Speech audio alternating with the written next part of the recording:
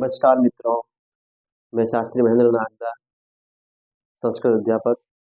मैं संस्कृत की व्याकरण को लेकर के जो रीट लेवल फर्स्ट और लेवल फर्स्ट सेकंड में जिन्होंने द्वितीय भाषा के रूप में संस्कृत भाषा को ले रखा है, उनके लिए बहुत ही अच्छी क्लासेज लेकर के आ रहा हूँ संस्कृत व्याकरण को, और साथ में हिंदी, संस्कृत, साइकोलॉजी इत्यादि की शिक्षण विधियों को लेकर के। मेरे चैनल का नाम ज्ञानोदय संस्कृतम,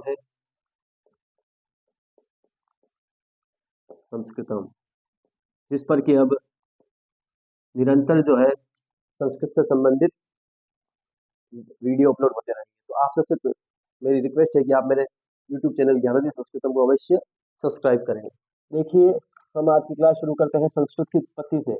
हम सभी जानते हैं कि संस्कृत जो है विश्व की सबसे प्राचीनतम भाषा है। संस्कृत भाषा का विवरण सबसे प्राचीन है, इसके ग्रंथ ऋग्वेद सबसे पुराना ग्रंथ माना जाता है, और इसे हम ही नहीं बल्कि तो पूरा संसार जानता है। तो सबसे पहले संस्कृत का निर्माण हुआ तो संस्कृत जो सुसंस्कृत, संस्कृत का अर्थ होता है सम धन डुकरय धन कत। संधि का विच्छेद करने पर क्या प्राप्त होता है हमें? सम धन डुकरय धन कत। डुकरय क्या है इसमें? तो क्री धातु है। क्री जो है डुकरय का ही संक्षिप्त रूप है। क्री धातु है, सम उपसर्ग लगा हुआ, क्री डुकरय धातु है और कत प्रत्यय है। इस प्रकार से वर्तमान समय में सम उपसर्ग क्री धातु है और कत क्या है? प्रत्यय। तो ये रूप बना संस्कृत। ये दोनों ही सही है। आपको अगर परीक्षा में आ जाता है संस्कृत का संधि विच्छेद, तो अगर ये आ जाता है तो ये सही है, अगर ये नहीं आता तो फिर ये सही है। इसी प्रकार व्याकरण का संधि विच्छेद करते हैं तो व्याकरण वी धन आंग। आंग क्या है इसमें? आंग इसमें भी उपसर्ग है। क्या है? आंग उपसर्ग है। डुकरय वही क्री धातु, कर्मयोग है ल्युट, इसमें ल्युट प्रत्यय लगा हुआ है। उसका बाद में ल्युट का ल लुप्त हो जाता है, लोप, और ट का भी लोप हो जाता है और यू का अन बन जाता है। तो वो आगे अपन प्रत्ययों में पढ़ेंगे। तो व्याकरण शब्द बना।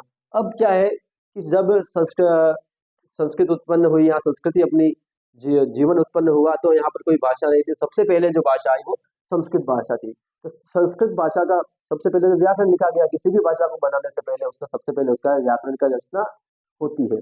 तो संस्कृत की व्याकरण शास्त्र की रचना हुई। तो इसकी रचना की आदि प्रवक्ता, जिन्होंने इस ज्ञान को लोगों तक दूसरों को दिया, वो थे ब्रह्मा जी।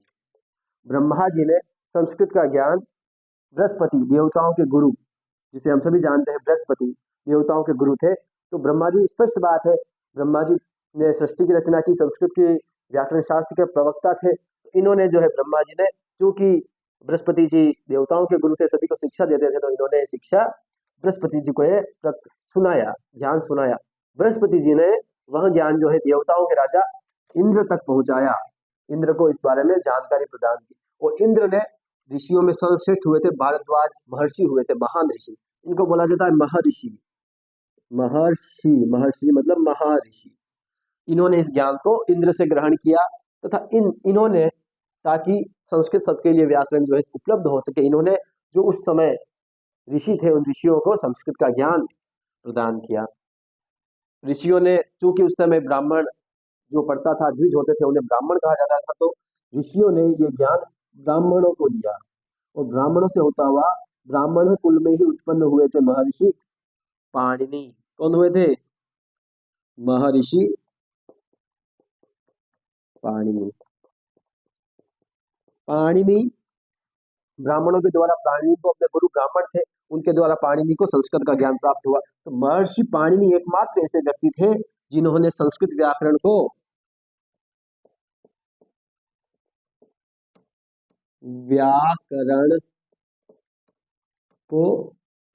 सुना, सबसे पहले सुना और फिर ग्रंथ की रचना की। ग्रंथ की रचना की। इस ग्रंथ का नाम क्या है? अष्टाध्यायी। अष्टाध्यायी, अष्टाध्यायी का मतलब होता है ऐसा ग्रंथ जिसमें 8 अध्याय है।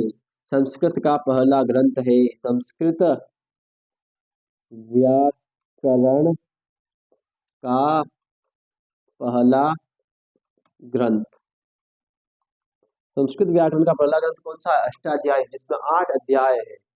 इस प्रकार से सबसे पहले संस्कृत सृष्टि के साथ उत्पन्न हुई सबसे पुरानी प्राचीनतम भाषा है।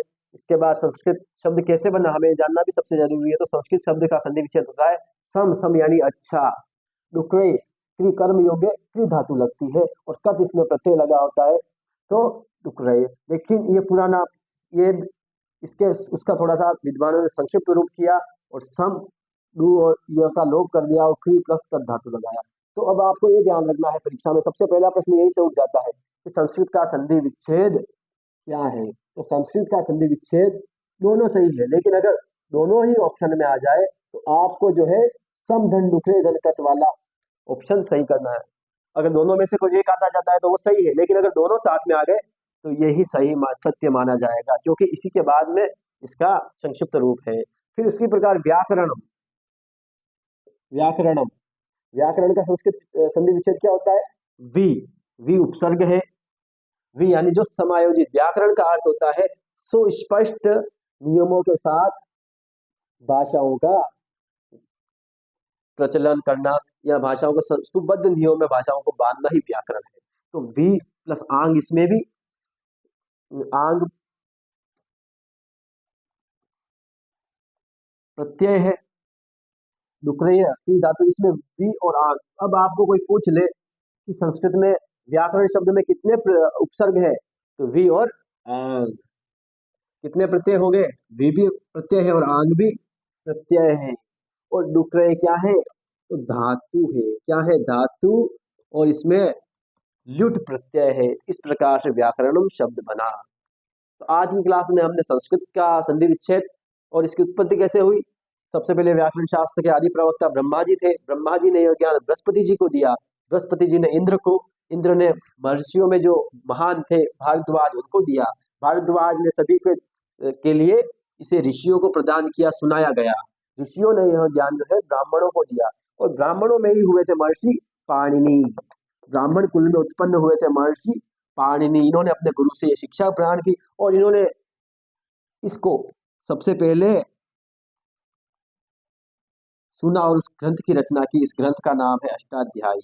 आपको याद रखना है सबसे पहली बात, अष्टाध्यायी के रचनाकार कौन है? महर्षि पाणिनि। अब आगे की क्लास में अपन महर्षि पाणिनि के बारे में, पाणिनि के बारे में और भी अन्य जो महर्षि है उनके बारे में जानकारी, और व्याकरण के प्रमुख प्रमुख रचनाकार है संस्कृत व्याकरण के, उनके बारे में अध्ययन करेंगे। धन्यवाद। आज की क्लास यही तक। अगर आपको मेरे पढ़ाने का तरीका अच्छा लगा हो तो मेरे YouTube चैनल को सब्सक्राइब करें और बेल आइकन को जरूर दबाएं।